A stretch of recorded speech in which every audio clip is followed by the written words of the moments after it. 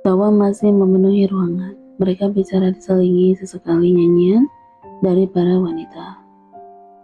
Sekretaris Han bangun dari tempat duduknya karena mendengar keributan di balik pintu. Belum dia bangun, karena ingin mencari tahu, pintu sudah terbuka lebar. Muncul seorang wanita dan dua penjaga di belakangnya. Maafkan kami tuan, Nona Clarissa memaksa untuk masuk. Dua pengawal terlihat takut saat melihat wajahan. Mereka bicara sambil menundukkan kepalanya. Kalian berdua mengurus satu perempuan aja membuat keributan tidak berguna seperti ini. Han berjalan mendekat. Maafkan kami tuan. Minggir. Clarissa mendorong tubuh penjaga. Dia menatap Han sebal ketika melewatinya. Sekarang dia udah berdiri di dekat kursi di mana pesta berpusat. Matanya menatap ke arah dua wanita yang duduk di samping Saga. Ia ingin menarik rambut kedua wanita itu dan mencakar wajah mereka. Apa kalian bisa pergi? Wanita rendahan seperti kalian? Kenapa bisa duduk di samping Kak Saga?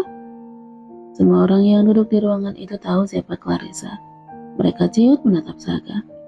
Tidak tahu bagaimana laki-laki itu akan bereaksi. Mungkin dulu Clarissa bisa berbuat sesukanya. Tapi sekarang tentu semuanya udah berbeda. Nona Clarissa, silakan pergi dari ruangan ini. Han udah mendekat. Anda hanya membuat suasana menjadi canggung. Benar, Clarice, pergilah. Jangan membuat keributan ini. Pestanya Tuan Saga. Ini pesta Tuan Saga, tolong jaga sikapmu. Semua bicara menyuruhnya pergi. Namun gadis itu seperti tidak mengenal takut. Dia mendekat ke kursi Saga, menarik tangan dua wanita yang duduk di sampingnya. Apakah Saga akan pura-pura menikmati ini? Mereka bahkan tidak diizinkan menyentuh kakak. Lantas apa gunanya mereka di sini? Nona, Han rasanya ingin menarik tangan gadis muda di hadapannya. Keluar semuanya. Mendengar Saga yang berbicara, semuanya terdiam, saling memandang, lalu satu persatu bangun dari tempat duduk. Para wanita juga demikian. Mereka mengikuti tamu yang keluar ruangan, tanpa bicara. Hanya Han yang masih berdiri di tempatnya. Kau juga keluar, Han? Baik, Tuan Muda. Han menunduk hormat sebelum melangkah pergi. Dia menatap tajam Clarissa. Seringai muncul di bibir Clarissa. Ambilkan aku minum. Saga bicara setelah Han menutup pintu. Clarissa mengambil botol soda di dalam wadah es. Menuangkan ke dalam gelas lalu menyerahkan kepada Saga. Dia udah duduk di samping Saga. Saga menerima minuman itu dan menghabiskannya. Jangan bersikap melebihi batas. Suara Saga terdengar lebih lembut. Kak Saga, kau tahu kan Han, tidak akan menahan diri kalau kamu melebihi batas lebih dari ini. Kak Saga, kenapa kakak menikah dengan wanita kampungan itu? Kakak tidak mencintainya kan? Kakak menikah dengannya hanya untuk membalas kakak aku kan? Air muka Saga berubah. Dia menarik napas panjang, lalu menyadarkan tubuhnya ke kursi. Kemarilah. Dia mencantikkan jarinya agar Clarissa mendekatkan wajahnya. Gadis itu patuh. Lalu dalam sekelebat mata, wajah Saga juga udah ada di depannya. Hanya tersisa ruang beberapa sentimeter. Apa kau mau menggantikan kakakmu? Bahkan saat bicara, gadis itu bisa mencium aroma soda dari mulut Saga. Sekarang, Saga menyusuri bibir gadis itu dengan jemarinya. Dek, Clarissa merasa jantungnya ingin meledak. Saat ini, yang dipikirkannya bukan lagi kakaknya, tapi dirinya sendiri. Bahwa dia ingin berada di samping Saga tanpa sadar. Ia memejamkan mata membayangkan Saga mencium bibirnya. Masuklah Han. Saga bicara agak keras agar Han yang berada di luar pintu mendengarnya. Clarissa membuka matanya, wajahnya merah karena malu. Saga udah duduk bersandar pada kursi. Dari pintu yang terbuka muncul sekretaris menyebalkan itu. Antar Clarissa pergi. Kak Saga. Clarissa menolak. Dia menarik tangan Saga, menggenggam nyarat. Kak, hentikan ketidaksopanan Anda, Nona. Sekretaris Zan udah tidak bisa menahan dirinya. Dia bahkan ingin menggendong wanita ini dan melemparnya keluar. Hei, lepaskan aku, sekretaris bodoh. Jangan sentuh aku. Tapi tangan Han benar-benar mencengkeram lengannya dengan kuat. Dia tidak bisa melawan. Clarissa berteriak memanggil Saga, namun laki-laki itu hanya melihatnya, lalu menuangkan minuman dan menghabiskannya. Lepaskan aku! Han melepaskan tangannya, mendorong tubuh gadis itu keluar pintu. Antar dia pulang ke rumahnya, dan jangan biarkan dia masuk ke tempat ini lagi ke depannya. Baik Tuan, dua penjaga sigap menjawab sambil membentangkan tangan saat Clarissa mau memaksa masuk lagi. Hei, Han kurang ajar. Kalau kakak kembali dengan Kasaga, aku pastikan kamu akan ditendang dari sisi Kasaga. Saya menantikan hari itu, Nona. Han membungkukkan kepalanya, tapi bibirnya tersenyum sinis. Sebelum dia berbalik meninggalkan Clarissa yang masih berteriak marah memakai namanya. Dan ia mengerjapkan matanya tersentak. Ia seperti bermimpi mendengar orang berteriak memanggil namanya. Rasa kantuk udah masih menggantung di pelupuk mata, menguap lebar, menggelengkan kepala berulang, mencoba mencari kesadaran. Dia duduk bersandar, masih setengah sadar. Nona muda, berulang kali, dan disusul ketukan di pintu. Apa Anda bisa bangun sekarang? Ada apa sebenarnya ini? Jam berapa memangnya sekarang? Saat namanya kembali disebut berulang, dia memaksakan menyeret tubuhnya membuka pintu. Laki-laki yang semalam mengantarnya masuk ke dalam kamar udah berdiri di depan pintu. Maaf Nona, membangunkan Anda selarut ini. Dia menundukkan kepalanya. Ada apa-apa? Dan ia masih setengah sadar, bicara dalam kebingungan. Aku ngantuk sekali, dan ia menguap lagi berulang. Tuan muda udah pulang, udah sampai di gerbang utama, kata pelayan itu lagi. Iya, terus kenapa? Kalau laki-laki jahat itu pulang, apa aku harus menyambutnya? Silakan ikut saya menyambut tuan muda di depan. Apa? Aku benar-benar harus melakukannya. Kenapa cuma aku yang harus menyambutnya? Kenapa juga harus disambut? Ini kan udah malam. Walaupun merasa kesal, tapi dia tidak bisa melakukan apa-apa selain menurut. Dan ia mengikuti langkah kaki laki-laki di depannya, menyeret kakinya. Dia menguap, berpegangan pada tangga agar tidak terjatuh. Dan ia memilih bersandar di pintu agar dia tidak ambruk. Dia memejamkan matanya tanpa ia sadari, tersentak saat mendengar decit mobil berhenti. Sekretaris Han keluar lalu bergegas membuka pintu belakang. Setelah itu keluar laki-laki yang tetap tampan walaupun dilihat dengan mata mengantuk sekalipun. Nona mendekatlah ke arah mobil. Pelayan itu bicara lagi kepada Nadia. Nak Dania? Apa? Saya? Dania menunjuk dirinya. Pelayan itu menganggukkan kepala.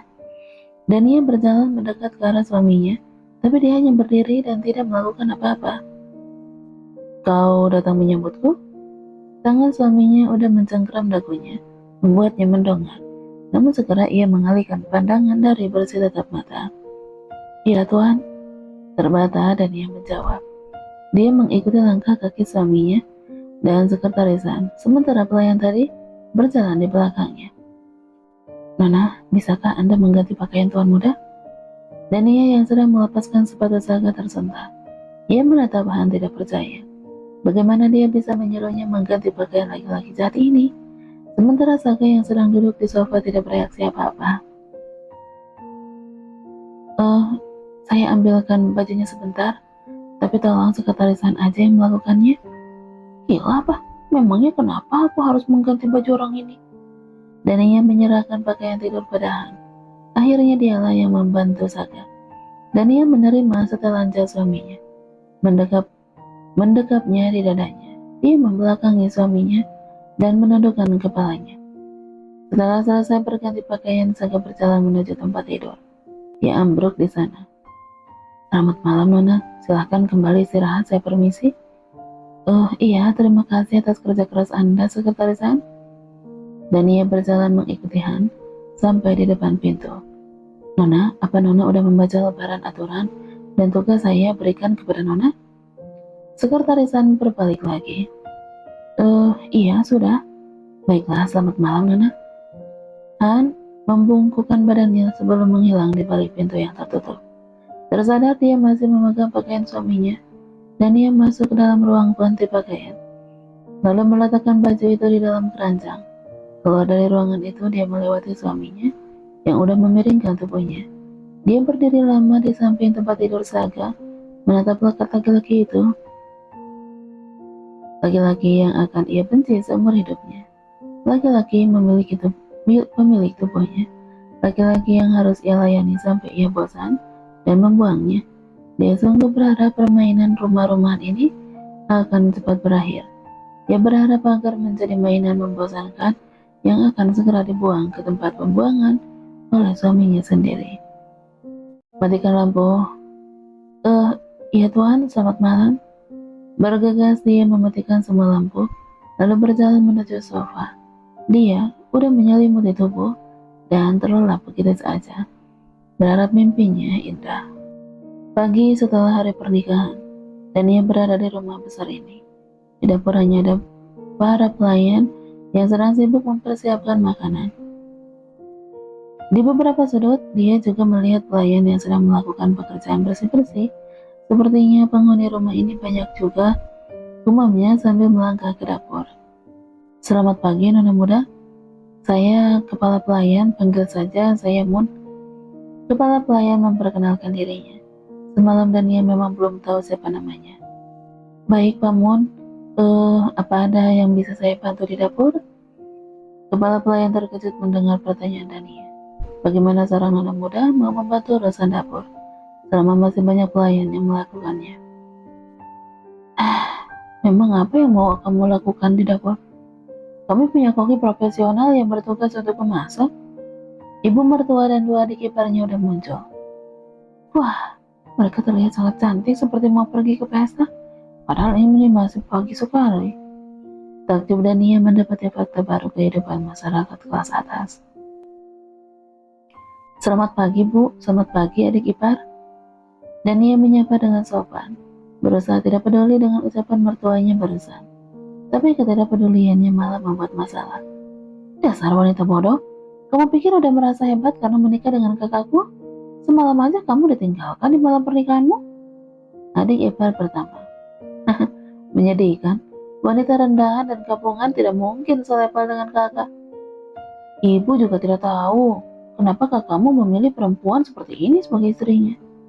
Kamu harus tahu diri, kamu itu tidak pantas beribadah dalam keluarga kami. Neraka itu udah akan dimulai habis, Dania. Tapi hebatnya gadis itu masih bisa tersenyum membalas semua caci maki dari tiga wanita di depannya. Terima kasih atas perhatian ibu dan adik ipar.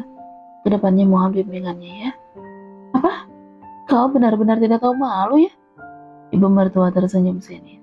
Sementara dua adik iparnya masih mengeluarkan cacian yang tidak pantas keluar dari mulut secantik milik mereka itu.